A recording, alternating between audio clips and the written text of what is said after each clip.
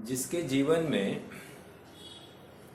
विवेक नहीं है उसका जीवन नश्वर भोग और ऐहिक अपराधों में ही खत्म हो जाता है, बर्बाद हो जाता है। मनुष्य अपनी विवेक दृष्टि सदा जागरूक रखे तो सफल जीवन जी सकता है। घटना भोज राजा की है। भोज राजा एक कवि है स्वयं। मैंने ये आपके साथ में साझा करी है आज फिर से दोबारा।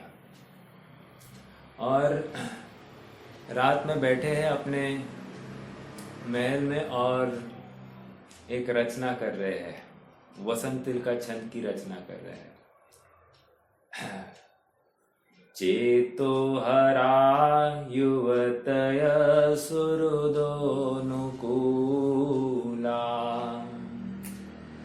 कह रहे हैं मन को लुभाने वाले सुंदर सुंदर देवांगनाओं समान सब रानियां हैं।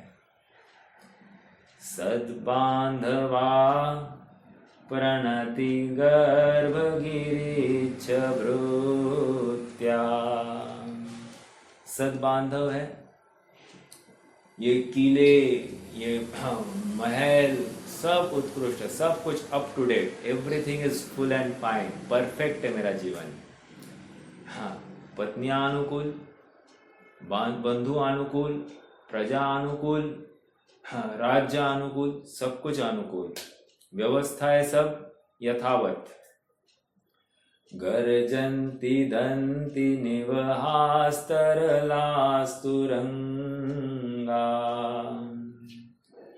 मेरी शक्ति की महिमा दूर दूर तक है, मेरी सेना की, मेरे हाथी बल है, घुड़दल है, सबकी महिमा बहुत दूर दूर तक फैली हुई है। और क्या चाहिए, और क्या चाहिए, एवरीथिंग, मेरे पास सब कुछ है। अब ये वसंत तिल का छंद है और वो कवि मन को अगली पंक्ति सूझ नहीं रही है। उतने में ऐसे जोर से विचार कर रहे हैं कि अगली पंक्ति क्या हो सकती है, क्या हो सकती है। और उतने में एक आवाज आती है, सम्मीलने नयनयोर्नहि किंचिदस्ति।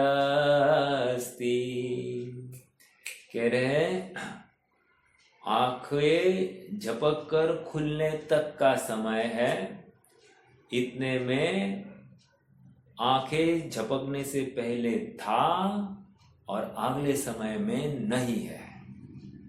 ऐसी अवस्था हो सकती है राजा। मतलब ये जितनी भी बखान कर रहे हो, और क्या चाहिए, और क्या चाहिए, और क्या चाहिए, और क्या चाहिए, ये बस एक आंखें झपकने का अवकाश है। हाँ, और ये सब चला जाएगा। कौन है ये, कौन है, कौन है? वो चोर। जिस राज्य में चोर भी एक कवि है, कैसा होगा वो राजा, आप विचार करना। कवि साधारण संस्कृत वसंत तिल का छंद की रचना करने वाला कवि, वो चोरी कर रहा है। और भोज राजा के राज्य में ऐसा। अगले दिन भोज राजा दीक्षित हो गए थे। मैंने इतनी घटना क्यों घटाई? विवेक, मतलब जिसके जीवन में विवेक है वो सच्चा जीवन जी सकता है। जिसके जीवन में विवेक नहीं है, वास्तविकता का भान नहीं है, वो जी नहीं सकता, वो जी ही नहीं रहा है। वो उस मुर्दे की सेवा में दिन रात लगा है, चलते फिरते शव की सेवा कर रहा है। वो आत्मा रूप वो जीवन जी ही नहीं रहा है।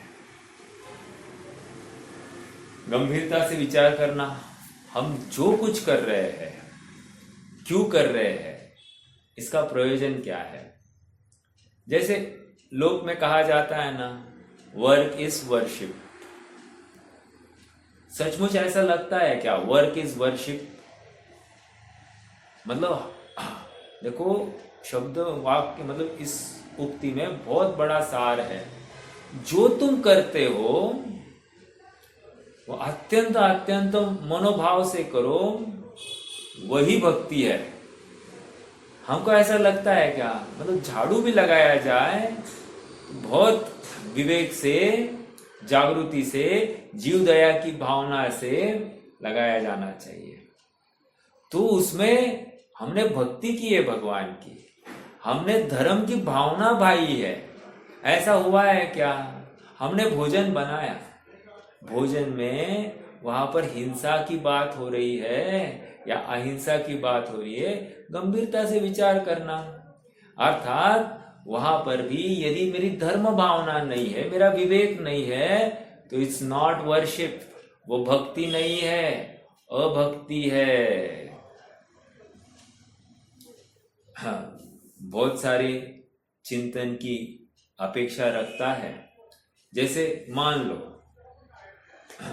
इंग्लिश में कहूंगा, द पर्पस ऑफ प्रेयर, भगवान को हम दर्शन करने गए, हम पूजन आदि करने गए, तो क्या है द पर्पस ऑफ प्रेयर, भगवान की भक्ति करने का प्रयोजन क्या था? The purpose of prayer is not to change the nature of God. मतलब क्या, मैं पूरा पढ़ता हूं, बहुत अच्छा है। The purpose of prayer is not to change the nature of God, but it is to change the nature of one who praise.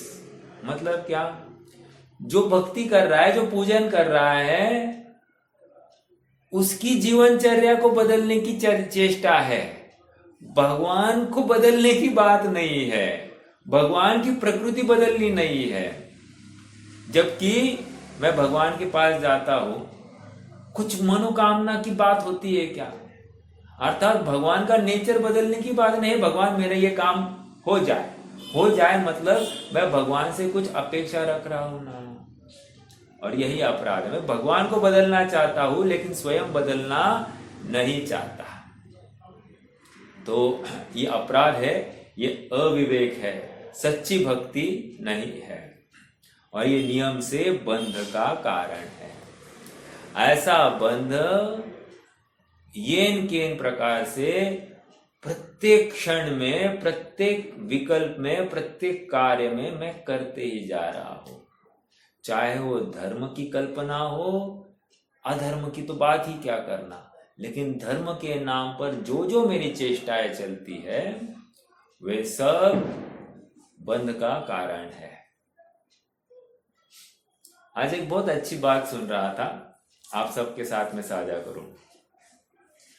देखो, किसी ने विद्वान को पूछा, ये जो तीर्थ क्षेत्र है इसकी क्या खासियत है? सामान्य प्रश्न था, प्रश्न एक जिज्ञासा था कि क्या है, मतलब ये मुझे जिज्ञासा है कि मैं क्या करूं, मुझे ये तीर्थ क्षेत्र की जानकारी चाहिए। तो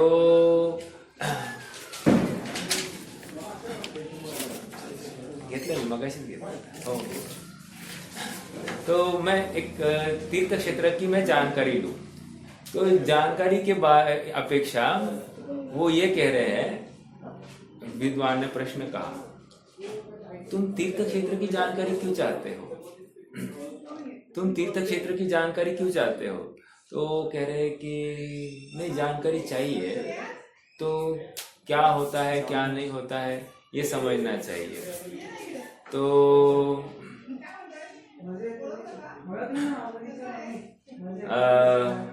एक मिनट ना, थोड़ा सा कोई आया है, मैं विचलित हो गया। मैं ये कह रहा हूँ कि तीर्थ क्षेत्र की जानकारी के लिए प्रश्न किया, तो विद्वान ने उत्तर दिया कि भाई, कि जब तक तुम्हें भावों की खबर नहीं है, जब तक तुम्हें तुम्हारे द्रव्य की खबर नहीं है, तब तक क्षेत्र की जानकारी लेकर कुछ भी लाभ नहीं होगा। क्या कहा, समझ में आया क्या? जिस क्षेत्र की महिमा आंकने के लिए तुम मुझे प्रश्न कर रहे हो, उसके पीछे तुम्हारे भाव क्या है। यदि तुम्हारे भाव धर्म भावना वाले हैं तो शाबाश, यदि धर्म भावना नहीं है तो सच्ची क्षेत्र की जानकारी का भी कोई औचित्य नहीं है। न यहां से कोई जीव मोक्ष गया होगा, ऐसा है ना, तो कह रहे कि मोक्ष गया होगा, इसकी बात नहीं है, क्योंकि मोक्ष जाने के लिए जो उद्यम किया, इस उद्यम की जानकारी मुझे चाहिए। समझ में आ रहा है? चलिए अब हम थोड़ा सा आगे बढ़ते हैं।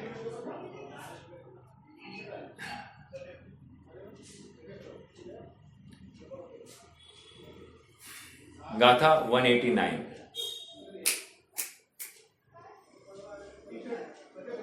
अरे समय हो गया, भागो जल्दी, रुके हैं तुम्हारे लिए।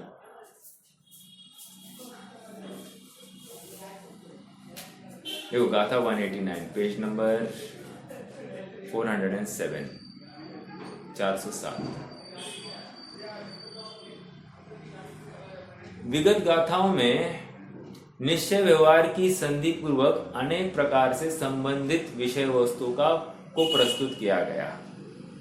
अब इस गाथा में यह बताते हैं कि निश्चय व्यवहार में किसी भी प्रकार का विरोध नहीं है, अपितु अविरोध ही है। क्या कह रहे हैं?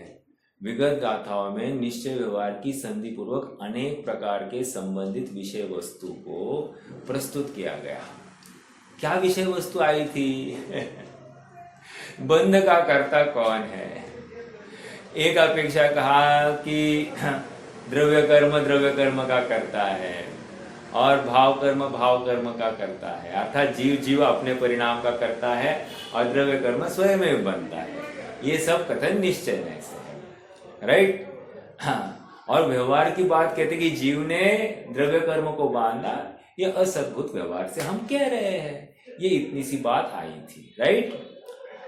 हाँ, अपितु अब ये कह रहे हैं कि निश्चय व्यवहार में किसी भी प्रकार का विरोध नहीं है, अर्थात जीव ने बंध किया ये कहो, या जीव ने अपने परिणामों में ही विकृति की यही बंध है ऐसा कहो, या पुद्गल द्रव्य कर्म स्वयं कर्म रूप परिणमित हुआ और जीव के साथ एक क्षेत्रावगाह रूप में रहा ऐसा कहो, कुछ भी कहो आप, उसमें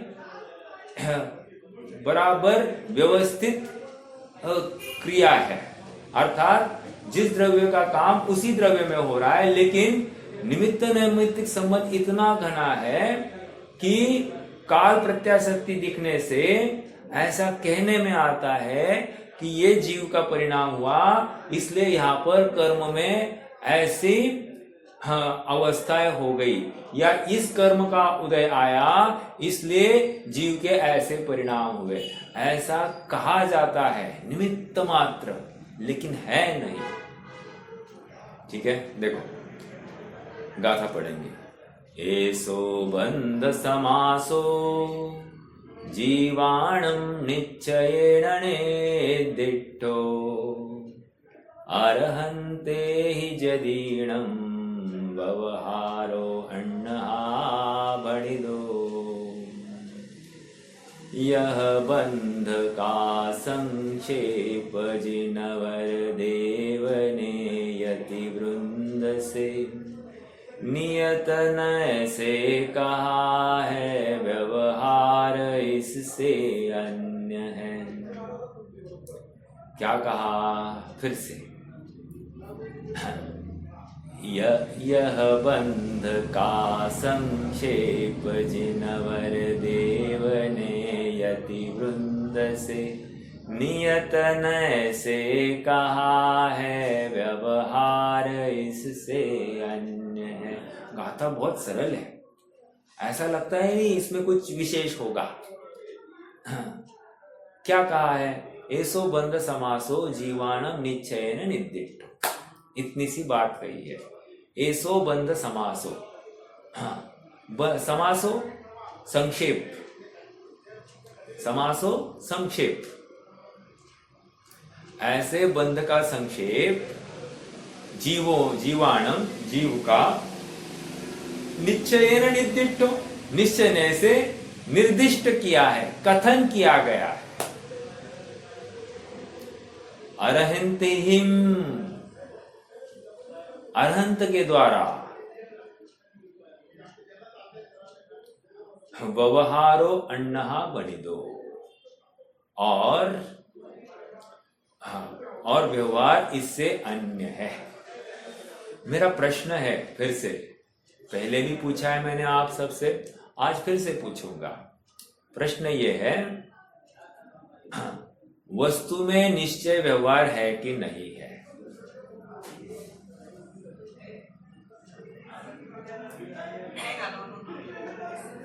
वस्तु में निश्चय व्यवहार है कि नहीं है?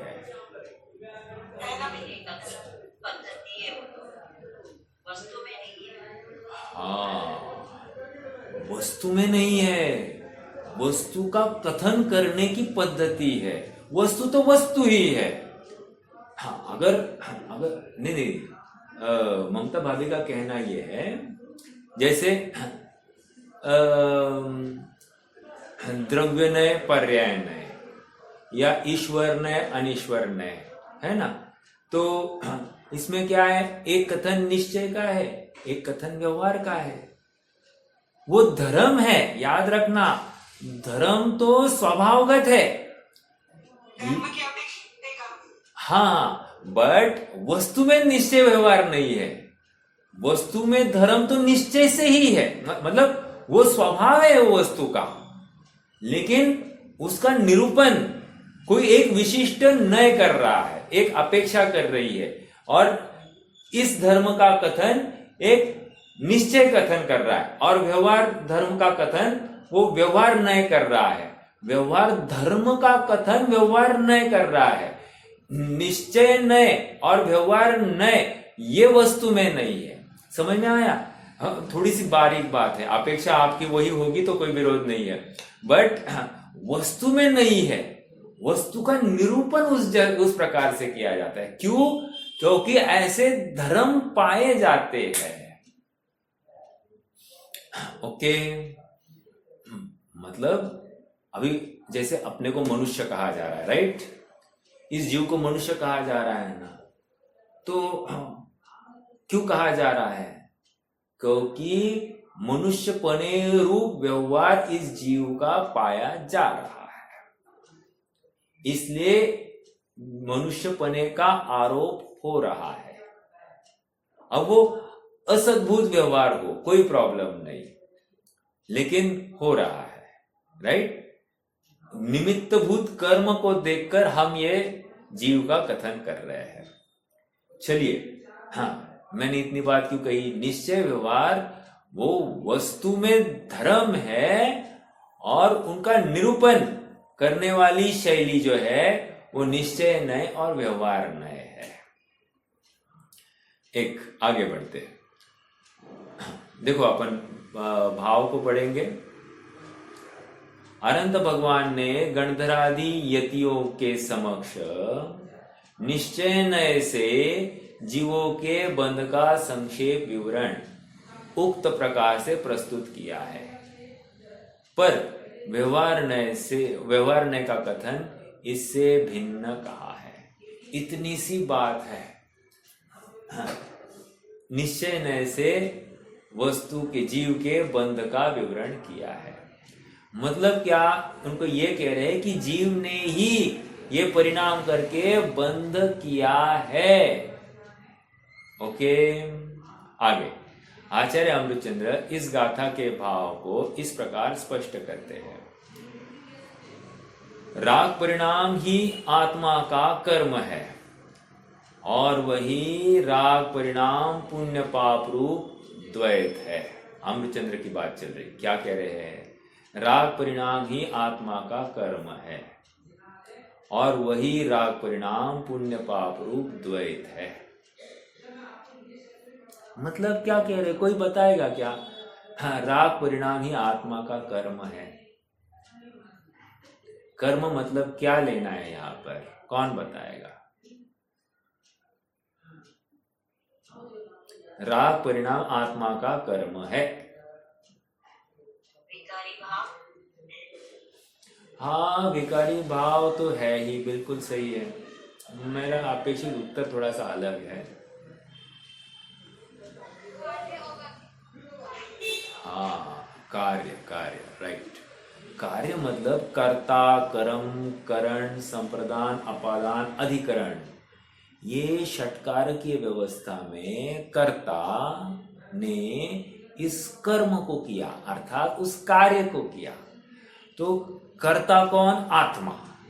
कर्म क्या? ये राग द्वेष का परिणाम, अर्थात यह परिणमति स कर्ता, यह परिणाम स भवेति तत्कर्म, अर्थात जो परिणाम है वही उस कर्ता का कर्म कहलाता है। समझ में आया? अब यहां पर कर्ता कर्म क्या है? ये राग का परिणाम, और ये परिणाम निश्चय नय से किया है आत्मा ने, निश्चय नय से, शुद्ध निश्चय से एक परिणाम किया है, ऐसा कह रहे हैं। आप पकड़ रहे क्या? आइए, देखो, कल का अंतिम, मतलब कल की गाथा का जो अंतिम विश्लेषण है ना, वो एक बार पढ़ लीजिए। मतलब ये अनोखी गाथा है, जिनागम में एक ही ऐसी गाथा है जो राग परिणाम को शुद्ध निश्चय नय से किया गया है, ऐसा कह रही है। लेकिन आचार्य देव की करुणा का माप लगाइए इसमें, कि क्यों कह रहे हैं, इतनी क्यों छटपटाहट हो रही है उनको, कि ये शुद्ध निश्चय से ये जीव उस राग परिणाम का करता है, ये जीव का ही परिणाम है, जीव का ही कर्म है, क्योंकि अन्य कोई करता नहीं है।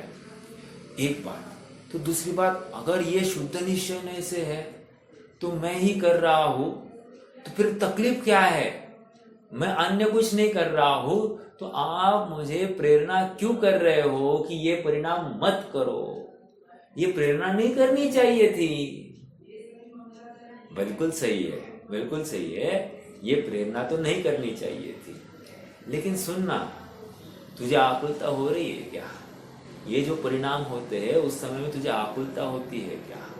हाँ, आकुलता होती है ना। तो आकुलता मतलब कषाय है, दुख है, टॉक्सिक इमोशंस है।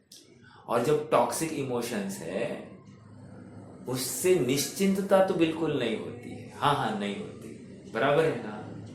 तो तुम स्वयं मान रहे हो कि निश्चिंतता नहीं है, तो फिर ये रखने योग्य बातें नहीं है ना। समझ में आ रहा है? क्या रखोगे जिससे मेरे टॉक्सिक इमोशंस नहीं होंगे? इसको रखना चाहिए, वो भी तुम्हारे पास में है ना। देखो, जिस प्रकार ये राग द्वेष का परिणाम तू कर सकता है ना, उसी प्रकार एक अन्य जाति का परिणाम भी तू कर सकता है ना। और वो परिणाम से वहां पर ना आकुलता है, पूरी निश्चिंतता है, शांति है, समता भाव है, धैर्य है, आनंद ही आनंद है, कषाय का लवलेश नहीं है, ना हास्य है, ना रति है, न शोक है, न भय है, न जुगुप्सा है, न स्त्रीपना है, न पुरुषपना है, न नपुंसकपना है, कुछ भी नहीं है। कितनी शांति है, उसका लिमिट नहीं है। हाँ, तो कह रहे हैं वो परिणाम भी कर सकता है ना तू। देखो, ये कर सकता है, ये कहकर कितना खुश हो गया, हाँ हाँ मैं ही कर सकता हूं और ये मेरा स्वभाव है, खुश हो गया। नहीं ना, खुशी होने का, खुशी मनाने का कोई कारण नहीं है, क्योंकि तेरी ये हंसी भी दिखा रही है, ये खोटी है, ज्यादा देर रुकने वाली नहीं है। और हमको एवरलास्टिंग हैप्पीनेस चाहिए, और एवरलास्टिंग हैप्पीनेस वो स्वभाव के आश्रय से होता है, विभाव के या परभाव के आश्रय से नहीं होता है। परभाव का आश्रय एक क्षणिक है, अगले समय में विलय को प्राप्त होने वाला है। इसलिए तुम्हें हम प्रेरणा स्वभाव की प्राप्ति की करने वाले, इसलिए ये परिणाम भी तेरा है, लेकिन विकार है। यद्यपि तू शुद्ध नय से कर रहा है तो भी तेरा ये अपराध ही माना जाएगा। यद्यपि तू स्वतंत्रता से कर रहा है, किसी पुद्गल या द्रव्य कर्म ने तुझे प्रेरणा नहीं करी है, तू स्वतंत्रता से कर रहा है, बट ऐसा होते हुए भी तो दूसरा भी एक परिणाम है जिसको कर सकता है। इसका भान कराने के लिए पहले इसकी स्वीकृति कराई, इसका अपराध बोध कराया, और फिर मैं क्या कर सकता हूं इसका ज्ञान कराया। समझ में आ रहा है क्या? क्योंकि जीव मानने को तैयार नहीं है कि मैंने ये अपराध किया है, ये मान ही नहीं रहा है। देखो जैसे एक एग्जांपल दो आपको, किसी ने जोक किया, राइट?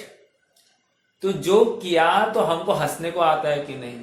और हंसना इतना पेट भर भर के पेट दर्द करने लगता है, इतना हम हंसते कि नहीं हंसते? अगला प्रश्न, वो हंसना अपने को अपराध लगता है क्या? नहीं लगता है। तो जब नहीं लग रहा है ना, यही कह रहे ये कषाय है। अब हमको हंसना अपराध ही भाषित नहीं होता है, इसको हम कषाय कह ही नहीं रहे, हमको स्वीकार ही नहीं होता है। तो इसलिए यहां पर समझा रहे ये बंद है, तुम हंस रहे हो। और देखो ना, लोक में तो कहा जा रहा है, दाखले दिए जाते, हंसने से आयुष्य बढ़ता है, हंसने से स्वास्थ्य सुधरता है। अब देखो, इसको ऐसी खोपड़ी में एक एक बात डाली गई है जो विपरीत है। अब इसको ये तत्व ज्ञान की बात कहाँ बैठती है?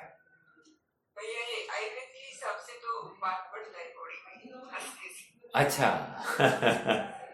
लेकिन आप ऐसी मार्केटिंग नहीं करते हो, हंसना नहीं चाहिए, ऐसा क्यों नहीं कहते हो फिर आप? मतलब मैंने आज तक किसी डॉक्टर को ये कहते हुए देखा नहीं है नहीं, मतलब मैं ऑनेस्टली एक बात कह रहा हूं कि वाद, बहुत बड़ी बात कही मतलब आपने, कि हंसने से वाद बढ़ता है, अर्थात ये विकृति है, ये आज मुझे खबर पड़ी। तो फिर अन्य प्रकार से कितनी मार्केटिंग हो रही है ना उसकी। मतलब आश्चर्य की बात है, मतलब आयुर्वेद का कोई डॉक्टर आज तक आकर ये कहते हुए दिखाई नहीं दिया है कि आप हंसो मत, ये कहता हुआ दिखाई नहीं दिया है। और इससे वाद बढ़ता है, ऐसा ज्ञान कराना भी चाहिए ना लोगों को। मतलब एक प्रतिपक्ष भी सामने खड़ा होना चाहिए। बट ठीक है, what ever it is, but अच्छा है आपके माध्यम से ये तो समझ में आया ना कि आयुर्वेद, अभी देखो आयुर्वेद ने दाखला दिया, हमको अच्छा लगा कि नहीं? अब यही दाखला जिनवानी ने दिया तो हमको ये स्वीकार नहीं हो रहा है बट हाँ, वही वही वही, और उसको मैं अच्छा मान रहा हूं ना। जैसे देख, और एक बात, भगवान की मूर्त कैसी होनी? एकदम हसतमुख चाहिए, राइट? हाँ, मतलब वो हसतमुख मुद्रा क्यों, कषाय वाली मुद्रा तुझे क्यों अच्छी लगती है? अर्थात कहीं ना कहीं हास्य भाव में मेरा अपनत्व है, अर्थात उस बंद परिणाम में मुझे विरोध भाषित नहीं होता है। ये अभिप्राय की भूल है, अभिप्राय की बात है, ये हमको इसका स्वीकार होना चाहिए। तो यहां नियत नय से जीव बंद का स्वामी है, ये कहकर क्या कहना चाह रहे हैं? तू अपने परिणामों को संभाल, ये परिणाम को लेकर बंद हो रहा है और तुझे बंद मान ही नहीं रहा है, तू उसका उत्तरदायित्व ले ही नहीं रहा है, या हंसता है तो इसमें क्या हुआ? अर्थात ये बंद ही स्वीकार नहीं कर रहा है। ये बहुत गंभीर बातें हैं, मतलब हमको ये विचार करना ही पड़ेगा, नहीं तो ज्यादा देर नहीं है। इसलिए आज मैंने स्टार्टिंग भी जो करी ना, यही की कि भाई बहुत समय नहीं है, तम्मील ये क्या है, आंखें झपकने से पहले, झपकते ही सब कुछ चला जाएगा। मतलब मैंने धर्म की जो कल्पना कर रखी है वो तो गलत है ही है, इसको लेकर मुझे बंध है, मिथ्यात्व चल ही रहा है। और बाकी जिसमें मैंने सुख बुद्धि रखी है, जिसमें मेरा अस्तित्व मुझे भाषित हो रहा है, ये सब चला जाएगा। उस समय मेरी दुर्दशा क्या होगी, कितनी आकुलता होगी, आप विचार करना। चलिए आगे बढ़ेंगे। राग परिणाम ही आत्मा का कर्म है, यहां से बात आई थी। कर्म, कर्ता, कर्म, करण, संप्रदान, अपादान, अधिकार, अर्थात स्वतंत्र षटकारक है ये एक। आगे, और वही राग परिणाम पुण्य पाप रूप द्वैत है। मतलब एक राग परिणाम के दो भेद किए, पुण्य और पाप, राइट? आगे, द्वैत मतलब दो, राग को बांट दिया दो भागों में, पुण्य और पाप में। आत्मा राग परिणाम का ही करता है, उसी का ग्रहण करने वाला है। उसी का ग्रहण करने वाला है मतलब क्या? ये अच्छे है, ये बुरे है, ये करने योग्य है, ऐसी भावों को वो ग्रहण कर रहा है। राइट? आगे आत्मा कहा गया भाई, हाँ, करने वाला है। यह शुद्ध द्रव्य का निरूपण स्वरूप निश्चयनय है। यह शुद्ध द्रव्य का निरूपण स्वरूप निश्चयनय है। शुद्ध द्रव्य का निरूपण स्वरूप निश्चयनय, अपनी काफी चर्चा हो गई और आप सब जानते ही है। शुद्ध द्रव्य का अर्थ यहां पर इतना ही लिया गया है कि ये परिणाम करने के लिए किसी अन्य आत्मा ने एक, किसी अन्य कर्म ने दो, किसी अन्य संयोग ने जबरदस्ती की नहीं है। मैंने स्वयं ही ये परिणाम स्वयं के बल से ये अच्छा है ऐसा जानकर किया है। कितनी बड़ी बात है ना। ये परिणाम मैंने स्वयं के बल पर अच्छा जानकर किया है, हित रूप है ऐसा जानकर किया है। अब ये स्वीकार हो रहा है क्या? हित रूप है? नहीं नहीं, हित रूप मैंने ऐसा कभी कहा ही नहीं, कहने की बात नहीं है। बिना माने तुम ये करोगे ही नहीं, यहां पर ये कहना चाह रहे हैं। तुम्हारी मान्यता ऐसी इष्टपने की नहीं होगी तो तुम वो परिणाम करते हुए नहीं दिखाई दोगे।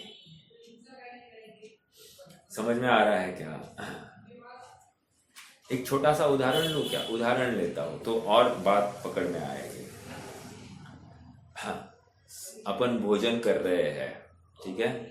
भोजन करना चाहिए, नहीं करना चाहिए, करने में कैसी बुद्धि होनी चाहिए, ये तो सब आप जानते हो। वो उसमें खेद भाव होता ही है। अब मान लो भोजन कर रहे हैं, नमक ज्यादा है, राइट? नमक ज्यादा है, किसमें नमक ज्यादा है? उस अन्न पदार्थ में, राइट? और हुआ क्या है, उसी समय में मेरी एक कषाय का भी उदय आया होगा। दूसरी बात, उसी समय में ज्ञान दर्पण पर क्या झलक रहा है? ज्ञान दर्पण पर भी अधिक नमक का ज्ञान है। अब सुनना, मैं भोजन कर रहा हूं इसलिए ज्ञान दर्पण पर अधिक नमक का ज्ञान है ऐसा नहीं। समझना इस बात को, क्योंकि ज्ञान दर्पण की पर्याय को, अर्थात ज्ञान की पर्याय को ये खबर नहीं है कि भोजन में नमक कम है, ज्यादा है या कुछ है। जिस क्षण काल प्रत्याशक्ति ढूंढना, जिस क्षण यहां पर अन्न कण में नमक ज्यादा है ना, उसी क्षण अगले क्षण की बात नहीं कर रहा हूं, उसी क्षण यहां ज्ञान दर्पण पर नमक की अधिकता झलक रही है। नमक की अधिकता ज्ञान दर्पण पर झलक रही है। और सुनो, ये नमक उस अन्न कण में अधिक है, इसकी वजह से यहां पर झलक रहा है ऐसा नहीं लगाना है। स्वतंत्रता से ज्ञान का ही ये परिणाम है नमक की अधिकता। समझ में आ रहा है क्या? अब जीव को भ्रांति हो गई कि उसकी वजह से मुझे ज्ञान हो गया, ये तो अपराध ही है। लेकिन दूसरी बात यहां पर कह रहे हैं ये नमक अधिक है, अब इसमें पानी डालो, ये करो, वो करो। ये जो उपाय कर रहा है, ये इष्ट अनिष्ट, ये जो उपाय कर रहा है ना, ये मोहराग द्वेष है। और कह रहे हैं तुमने इष्ट अनिष्ट कल्पना कर दी, यही तुम्हारा अपराध है। इष्ट अनिष्ट कल्पना, तुम उसके स्वामी बन गए और तुम उसके स्वामी निश्चय नहीं से, उस पर द्रव्य का जो होना होगा वो हो जाएगा, लेकिन तुमने तो अपराध कर दिया। ये यहां पर समझा रहे हैं। एक तो ज्ञान दर्पण का परिणाम वो स्वतंत्रता से उस समय में ज्ञान की पर्याय की अपनी योग्यता थी, अर्थात ज्ञान आत्मा का कर्म था इन शॉर्ट। ये थोड़ी वो बाहर से उस अन्न के कण से अंदर प्रवेश कर गया था, नहीं, उसका कोई भी संबंध नहीं है। ये ज्ञान दर्पण का ही या ज्ञान पर्याय का कर्म स्वयं था। और उसी समय में जीव राग द्वेष भी कर बैठा है। उसी समय में ज्ञान दर्पण पर झलका एक, दूसरा उसी समय में राग द्वेष भी हो रहा है। सब उसी समय में हो रहा है। अब हमको चूंकि ज्ञान काफी देर से होता है, राग द्वेष का भी ज्ञान अधिक समय के बाद में होता है, हमको लगता ही नहीं है कि यह एक साथ हुआ होगा।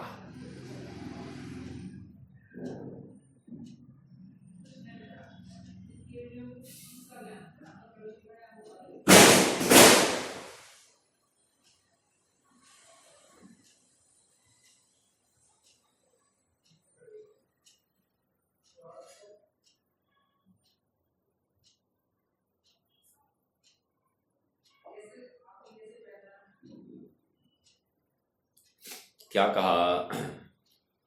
ये सभी बातें एक ही समय में हो गई है ना। हमको ऐसा लग ही नहीं रहा है कि आगे पीछे कुछ हो, मतलब हमको लग रहा है कि आगे पीछे हुआ, जबकि हुआ है सब कुछ एक ही समय में हुआ है। और हमको लगता है कि इसको देखने के बाद मुझे ये हो गया है, राइट? उसको देखने के बाद नहीं है, उसी समय हुआ है। अब ये जब तक भ्रांति रहेगी ना, तब तक जीव अज्ञानी बना रहेगा। तब तक ऐसे राग का कर्ता ही हमेशा बनता रहेगा। ये एनालिसिस जब तक नहीं करता है जीव, तब तक राग का स्वामी बनेगा और विषयों में, भोगों में, अन्य पर पदार्थों में ही प्रवृत्ति होती पाई जाएगी। ओके, देखो ये इतना खोल कर समझाने का प्रयोजन इतना ही है कि अपने उस सूक्ष्म परिणाम को आप पकड़ने की चेष्टा करो। अब ये परिणाम कब चेष्टा करेंगे? दिन भर तो चलती ही है धारा, लेकिन सामयिक के काल में विशेष रूप से अपने दिन भर का हर परिणाम को एनालाइज करना। और क्या करोगे? मैं आत्मा हूं, मैं शुद्ध हूं, मैं बुद्ध हूं, ये कितने देर ध्याते बैठोगे, राइट? उससे ज्यादा अपना हर परिणाम को स्मरण करना और उस परिणाम के पीछे मेरा अभिप्राय क्या था ये पकड़ना। यदि अभिप्राय गलत था तो उसको छोड़ देना, यदि अभिप्राय आत्म भावना थी तो शाबाश। समझ में आ रहा है क्या? भावना विकल्प ही था, लेकिन उसको भी मैं शाबाश कह रहा हूं। बट और धीरे धीरे आत्मा की महिमा इतनी आने लग जाए, सारा परिणाम आत्मा में ही हो रहा है, आत्मा के बाहर मेरा कुछ भी नहीं हो रहा है, मैं पर पदार्थ का कुछ करता ही नहीं हूं, ये खबर होने के बाद में, ये निर्णय होने के बाद में अब पर संबंधी कोई विकल्प करना बचेगा क्या? ऐसा भाव होगा क्या कि मैं पर का कुछ करूं? अब होगा ही नहीं वो भाव, क्योंकि मैं अपने स्वद्रव्य, स्व क्षेत्र, स्व काल और स्व भाव के बाहर जाता ही नहीं हूं। मेरा बाहर में कुछ चलता ही नहीं है। अपने अपने सत्व को सर्व वस्तु विलसाय, प्रत्येक वस्तु अपने स्वचतुष्टय में तिष्ठती है। आश्चर्य की बात है, आश्चर्य की बात। इतना निमित्त नैमित्तिक संबंध घना है, हमको ये बात हजम ही नहीं हो रही है। ये दवाई लेता हूं, ये रोग का नाश होता है, लगता है दवाई से ही हुआ है ठीक, होता है कि नहीं ऐसा? लेकिन रोग का अभाव होने का समय, कर्म उदय का भी अभाव होने का समय, दवाई लेकर दवाई का असर होने का समय, की एकता इस जाति की है कि मुझे उस दवाई पर ही विश्वास होता है, कर्म के अभाव के ऊपर विश्वास नहीं होता है। मुझे लगता है कर्म का अभाव भी ये दवाई लेने के कारण हो गया है, जबकि दोनों में अन्योन्य भाव था, है कि नहीं? तो हमको ये एनालिसिस करते आना चाहिए। प्रत्येक क्षण में, प्रत्येक समय में जागृति की अपेक्षा रखता है ये। और ये साधारण परिणाम नहीं है, इसमें बहुत पुरुषार्थ है, पुरुषार्थ छिपा है। जो आत्म भावना है ये ओवरनाइट नहीं होगी, ये बारंबार स्वयं को चेतना है, बारंबार स्वयं को जागृति करानी है, तभी काम होगा ये। देखिए, चलिए आगे बढ़ते हैं। जो पुद्गल परिणाम आत्मा का कर्म है वो पुण्य और पाप रूप द्वैत है। फिर से, जो पुद्गल परिणाम आत्मा का कर्म है वही पुण्य पाप रूप द्वैत है। आत्मा पुद्गल परिणाम का ही करता है, उसका ग्रहण करने वाला है और छोड़ने वाला है। ऐसा जो नए, अभी पढ़िए आगे, ऐसा जो नए है वह अशुद्ध द्रव्य के निरूपण स्वरूप व्यवहार नए है। अशुद्ध द्रव्य के निरूपण स्वरूप व्यवहार नए कहकर क्या कहना चाहते हैं? ये आपसे प्रश्न है। वैसे अशुद्ध निश्चय ने व्यवहार है या निश्चय है?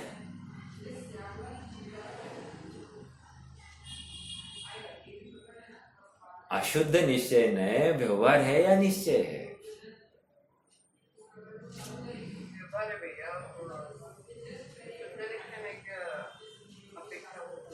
करेक्ट। ये समझ में आ रहा है क्या? अगले नए की अपेक्षा पहले का नए व्यवहार कहलाता है। अर्थात अशुद्ध निश्चय नए भी है तो निश्चय, जिस द्रव्य का काम उसी द्रव्य में कहा गया है, यही किया है हमने, फिर भी है तो साक्षात शुद्ध की अपेक्षा व्यवहार, और परम शुद्ध की अपेक्षा भी व्यवहार ही है। समझ में आ रहा है क्या? गंभीर है, गंभीर बात है। ये चिंतन आना चाहिए। तो देखो अब यहां पर क्या कह रहे हैं, ये आत्मा उसका ग्रहण करने वाला, अर्थात पुद्गल परिणामों को ग्रहण कर रहा है या छोड़ने वाला है। ऐसा जो नए है वो अशुद्ध द्रव्य के निरूपण स्वरूप व्यवहार नए, यह दोनों नए है, क्योंकि शुद्ध रूप और अशुद्ध रूप दोनों प्रकार से द्रव्य की प्रतीति की जाती है। हाँ, द्रव्य की प्रतीति शुद्ध से या अशुद्ध से कुछ भी की जा सकती है, किंतु यहाँ निश्चय ने साधकतम होने से, इंपॉर्टेंट देखो, और एक सुपरलेटिव डिग्री लगाइए, साधकतम, साधक, साधकतर, साधकतम। समझ में आ रहा है क्या? हाँ, पॉजिटिव, कंपैरेटिव, सुपरलेटिव, तो ये सुपरलेटिव डिग्री लगाइए। निश्चय ने साधकतम होने से ग्रहण किया जाता है। ग्रहण किया जाता है का अर्थ क्या है?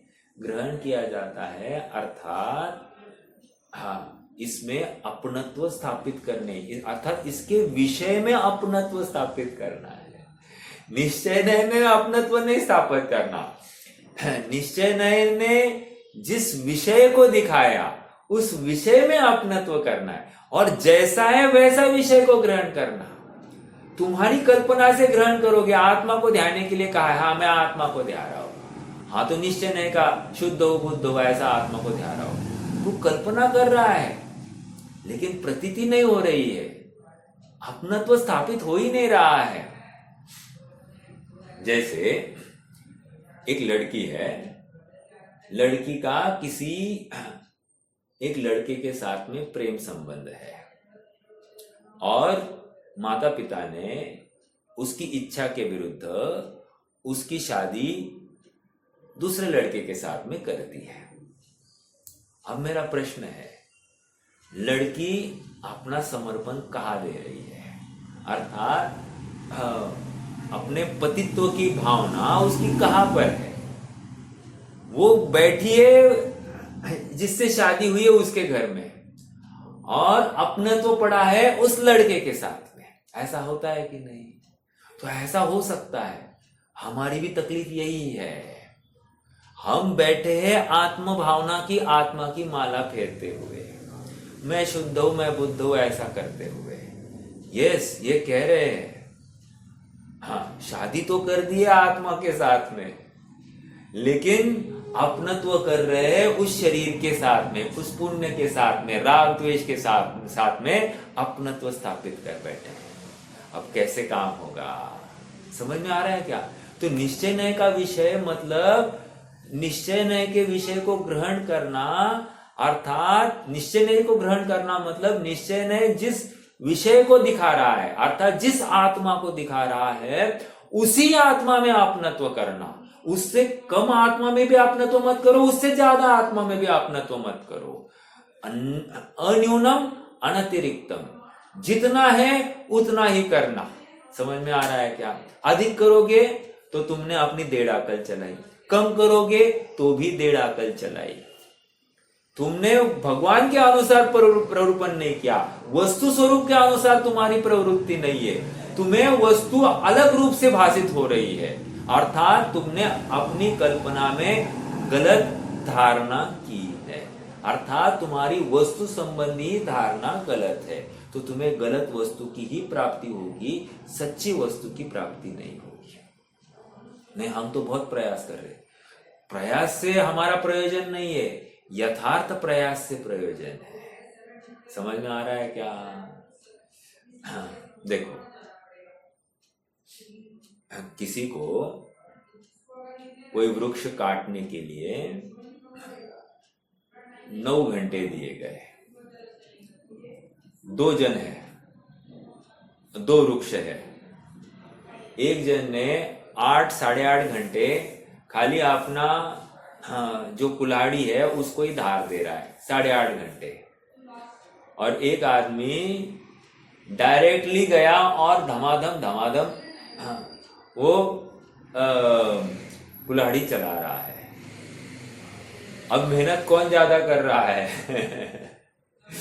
अब देखो उदाहरण कितना सरल लगता है ना, मेहनत कौन ज्यादा कर रहा है?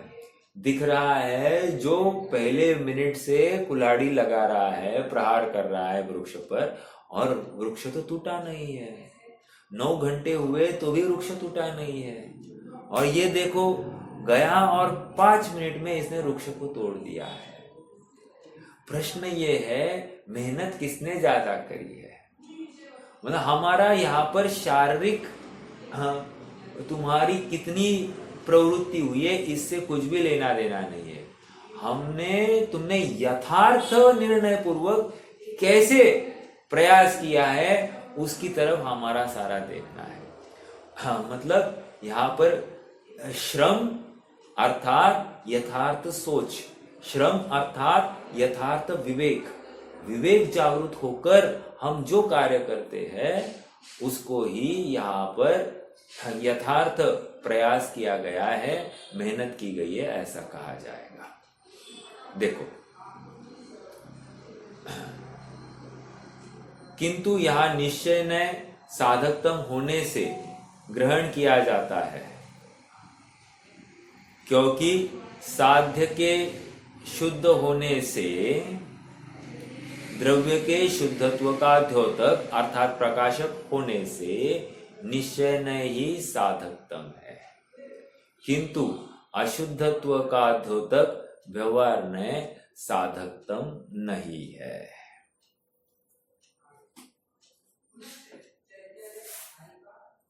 आगे, यद्यपि आचार्य जैसे तात्पर्य वृत्ति टीका में इस गाथा का अर्थ आचार्य अमृतचंद्र कृत तत्वार्थ प्रदीपिका टीका के समान ही करते हैं, तथापि अंत में एक प्रश्न उठाकर उसका समाधान इस प्रकार प्रस्तुत करते हैं।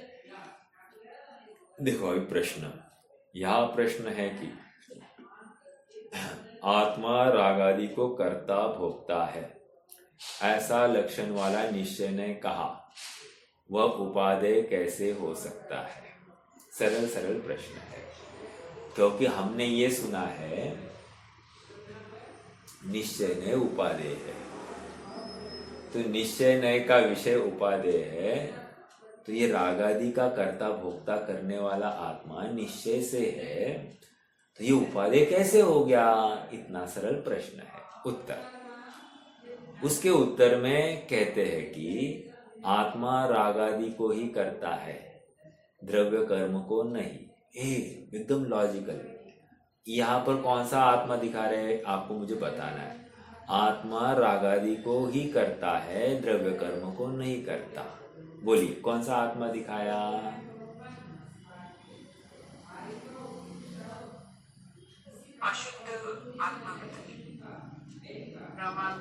यस, अपने से अभिन्न और पर से भिन्न ऐसा आत्मा, अपने सभी कामों का करता, यह शुद्ध अशुद्ध पर्यायों को करने वाला यह आत्मा ही है, ऐसा आत्मा दिखाया।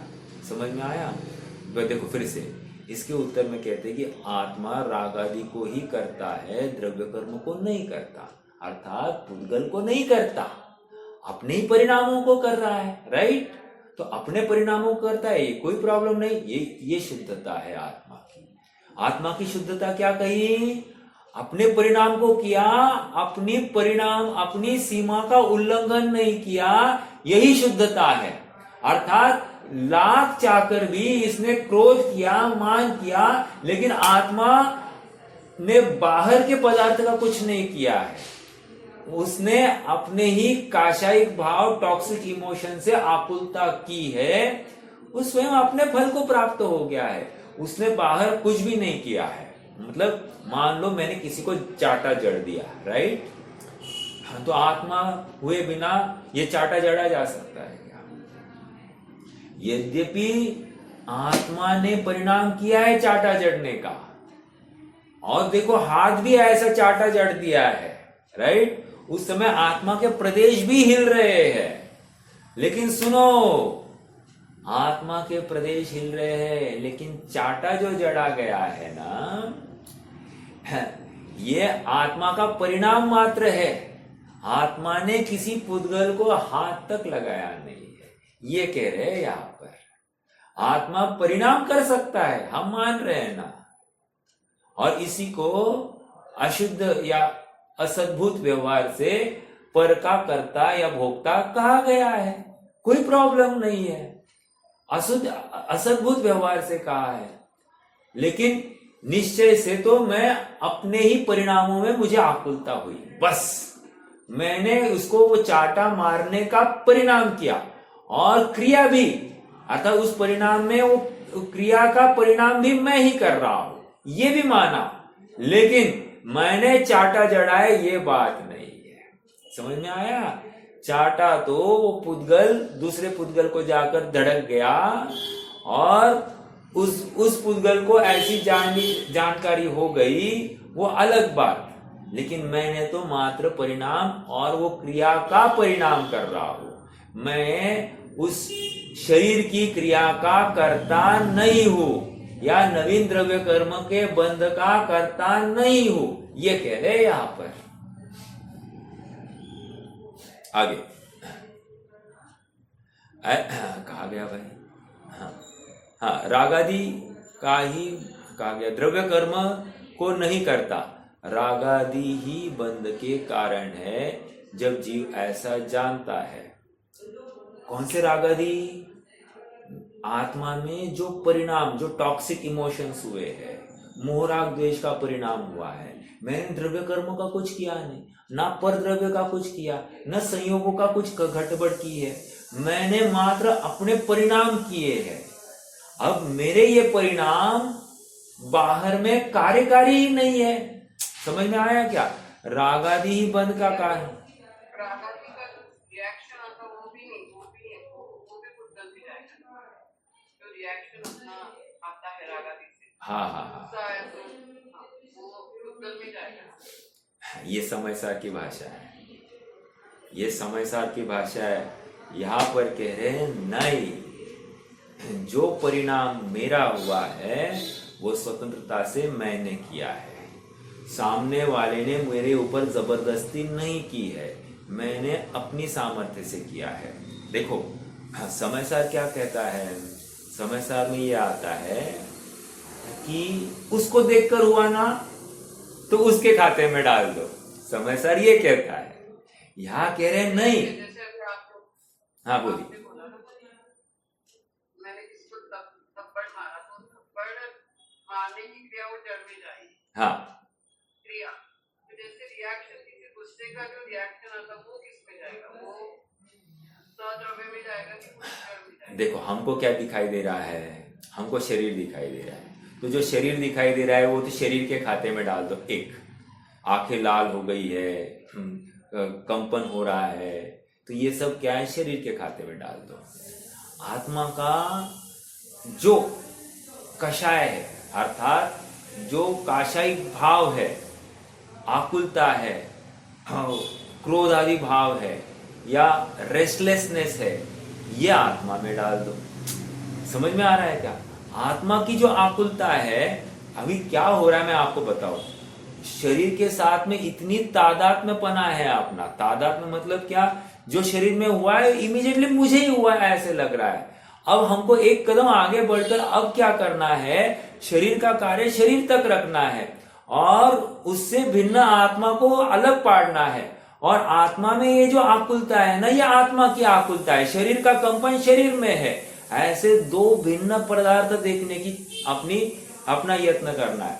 तो ये जो आत्मा की जो आकुलता है ये मेरी अपनी है, मेरी अपनी है, तो उसको आत्मा में ही लेना है। और ये मैं स्वतंत्रता से कर रहा हूं। सामने वाले का इसमें कोई रोल नहीं है, ना शरीर का इसमें रोल है, मेरे शरीर का इसमें कोई रोल नहीं है आत्मा के परिणाम में। ये कह रहे हैं। पकड़ में आ रही है? यही है ना आपका प्रश्न? भैया कोई रिएक्शन जो आती है उसका अगर किसी पे निकलता है तो किसमें लेंगे? अपने परिणामों में लेंगे? यस, अपने परिणामों में लेंगे। अपना परिणाम है, क्योंकि इसको भ्रांति हुई है कि मैं किसी को डांट सकता हूं, उसकी वजह से मैं दुखी हो रहा हूं। इसको भ्रांति हो रही है। अरे सामने वाला होते हुए भी मेरा सुख स्वभाव अंदर है, मैं बाहर देख रहा हूं, ये मेरा अपराध है। मैं अपने सुख स्वभाव को भूल रहा हूं, ये मेरा अपराध है। मेरा सर्वस्व मेरा पति है और मैं दूसरे की तरफ ताक झांक करूं तो ये अपराध है। यही समझा रहे हैं यहां पर। आत्मा क्यों खुश नहीं है? क्योंकि वो अपने स्व में संतुष्ट नहीं हो रहा है, बाहर से सुख की कल्पना कर रहा है। और सुख की कल्पना करना इसकी भ्रांति है, क्योंकि बाहर से सुख आने वाला नहीं, वस्तु स्वरूप ही नहीं है ऐसा। वस्तु स्वरूप यह है कि अंदर से ही सुख आने वाला है। यद्यपि वस्तु स्वरूप ऐसा भी है कि इसको भ्रांति होगी, पर का अच्छा या बुरा करने का भाव भी करेगा तो भी पर का अच्छा और बुरा तो वो योग्यता के अधीन है, मेरे परिणामों के अधीन नहीं है। लेकिन अनेक बार होता ऐसा है कि मैंने सोचा और उसका हो गया, तो मुझे भ्रांति हो जाती है कि मेरे करने से ही हो गया है। जैसे भोजन करते ही मेरा पेट भर जाता है, तो मेरी भ्रांति पुष्ट हो गई कि भोजन जब जब करता हूं तो मेरा पेट भर जाता है। जबकि मेरी कषाय, यहाँ पर पेट भरना वो पौद्गलिक क्रिया है और मेरी कषाय की मंदता होना वो मेरी आत्मा की क्रिया है। अब वहां पर कह रहे वो आत्मा की क्रिया देखो कि वो कषाय की मंदता हुई है, इसलिए तुझे पेट भरा है और अब भोजन से निवृत्त होने का भाव हो रहा है। तो वो आत्मा की कषाय की मंदता में हुआ है और कषाय की तीव्रता में तुम्हें बहुत भोजन करने का भाव हुआ है। लेकिन ना भोजन करने से या नहीं करने से तुम्हारा पेट, तुम्हारी कषाय घटी या बड़ी है ही नहीं। देखो ना, ऐसा होता है ना, दिन दिन भर हम व्यापार धंधा कर रहे हैं तो हमको खाने पीने की सुध नहीं होती है। होता है कि नहीं ऐसा? ऐसा कैसे हो गया? और जब व्यापार धंधा नहीं होता है तो बराबर भूख लगती है कि नहीं? जब एम्प्टी माइंड होता है तो बराबर भूख लगती है कि नहीं? और किसी काम में व्यस्त होंगे तो कब समय चला गया खाने पीने की भी सुध नहीं रहती। ऐसा होता है कि नहीं?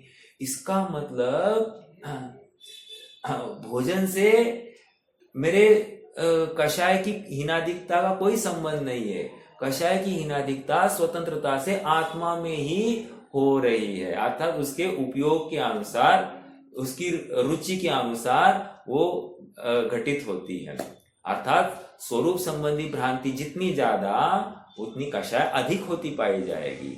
और स्वरूप संबंधी भ्रांति कम हो गई, अपने आप कषाय घटती हुई दिखाई देगी। अब जो यहाँ पर भोजन लेने के बाद में कषाय मंद हुई है, वो उस परिणाम को किया, उसकी संतुष्टि है। क्या किया? फिर से, मैंने भोजन करने का तीव्र भाव था और उस परिणाम के अनुसार मेरी प्रवृत्ति हो गई, तो वो प्रवृत्ति की है, उसकी संतुष्टि है, इसलिए कषाय मंद हुई है। कषाय भोजन लेने से हुई ही नहीं है, मतलब कषाय मंद भोजन लेने से हुई ही नहीं है। ये परिणाम आत्मा का आत्मा में ही देखने की चेष्टा करनी है। बाहर का कुछ भी इसमें प्रवेश नहीं आने वाला। ना किसी को गुस्सा करने का भाव आत्मा में है, आत्मा में जो गुस्सा हुआ है, कषाय हुई है, वो आत्मा का अपना स्वतंत्र है। सामने वाले के ऊपर हाथ चाटा मारा है, वो भी परिणाम, और वे आत्म प्रदेशों का हिलना भी हो रहा है, लेकिन उन हिलने का भी आत्मा करता है। आत्मा उसको कुछ करने का करता नहीं है, ये कह रहे हैं यहाँ पर। और उसको कुछ करने के भाव में जो नवीन द्रव्य कर्म हुआ है, उस द्रव्य कर्म के भी बंध का करता नहीं है। हाँ, हालांकि वो आकर आत्मा के एक प्रदेश में रहने वाला है, बट आत्मा मात्र अपने, अर्थात जिस समय में आकुलता हुई ना, उसी समय में इसने भोग लिया है, उसी समय में यही बंद है। कह रहे जो आकुलता हुई ना, वही बंद है, और कोई बंद नहीं है। बाकी सब द्रव्य कर्म जो है ना, वो एक क्षेत्र में आकर रहे, उसका कुछ काल के बाद में फल आने वाला है। हालांकि अभी वर्तमान में जो आकुलता हो गई, उसी क्षण उसको दुख मिल गया है। अब जो भविष्य में मिलने वाला है वो ब्याज है। भविष्य में जो मिलने वाला है वो ब्याज है। आज खाली इमीडिएटली मुद्दल तो मिल गई है इसको, ऐसा है। ठीक है, ठीक है, देखो पढ़ते हैं। इतना सा पढ़ेंगे, फिर रुकेंगे। इसका विश्लेषण चाहे तो कल करेंगे। द्रव्य कर्म को नहीं करता, रागादि ही बंध के कारण है। रागादि मतलब जीव के रागादि ही बंध के कारण है। जब जीव ऐसा जानता है, क्या जीव ने ऐसा जाना, मेरे परिणाम पर के लिए अकार्यकारी है, मेरा उसका अच्छा या बुरा करने से उसका अच्छा या बुरा होता नहीं है, उसके होनहार के अनुसार। देखो और एक बात, हाँ, मेरे जीव के रागादि ये निश्चय से लेना, और उसका अच्छा या बुरा होना उसकी भवितव्यता के अनुसार लेना। अर्थात उसका अच्छा बुरा होने की जो कल्पना है हमारी, कि उसका बुरा हो जाए, उसका नुकसान हो जाए, या वो मर जाए, जो कुछ है, तो ये जो कल्पना है ना हमारी, वो क्या है, उसकी भवितव्यता के अधीन डाल दीजिए, अर्थात उसके कर्म के अधीन डाल दो। लेकिन मेरे परिणाम मेरे आत्मा के अधीन डालो, ये यहां पर समझा रहे हैं। आप मोक्षमय प्रकाशक में आप पढ़ना, क्रोध करता है, लेकिन तेरे क्रोध करने से सामने वाले का बुरा हो, ये संभव नहीं है। उसका तो उसकी होनहार के अनुसार होगा। तो तू व्यर्थ ही अपने क्रोध करके क्यों परिणाम बिगाड़ता है। बात वही आई है, ये यही बात कह रहे। जब जीव ऐसा जानता है क्या, कि ये मेरे राग आदि बंध का कारण है, तो क्रोध किया तो बंद हुआ, आकुलता हुई, यही मेरा बंध है, ये समझा रहे। जब जीव ऐसा जानता है, तो तब राग द्वेष आदि विकल्प जाल को छोड़कर राग आदि के विनाश के लिए निश्शुद्धात्मा की भावना करता है। ये जिस समय जानेगा कि मेरे राग आदि अकिंचित कर है, उसी क्षण वहां से हटेगा। समझ में आ रहा है क्या? हटेगा मतलब क्या? अपनत्व टूटेगा, कर्तृत्व भाव हटेगा, स्वामीपना हटेगा, कि मैं रागादि को करता हूं, ऐसी कल्पना टूट जाएगी। और फिर रामचंद्र जी जैसा वहां पर विह्वल होता दिखाई देगा। वो कर्ता नहीं बन रहा है, वहां पर अस्थिरता है, और वे जान रहे हैं कि अस्थिरता मेरा स्वभाव नहीं है। समझ में आ रहा है क्या? ये महत्व की बात आ रही है। हाँ, चलो आज रुक जाते हैं। ये पैराग्राफ फिर से क्वेश्चन से लेकर अपन कल फिर से चालू करेंगे। आज कुछ प्रश्न है तो रख सकते हैं, नहीं तो जिनवाणी स्तुति करेंगे। समय तो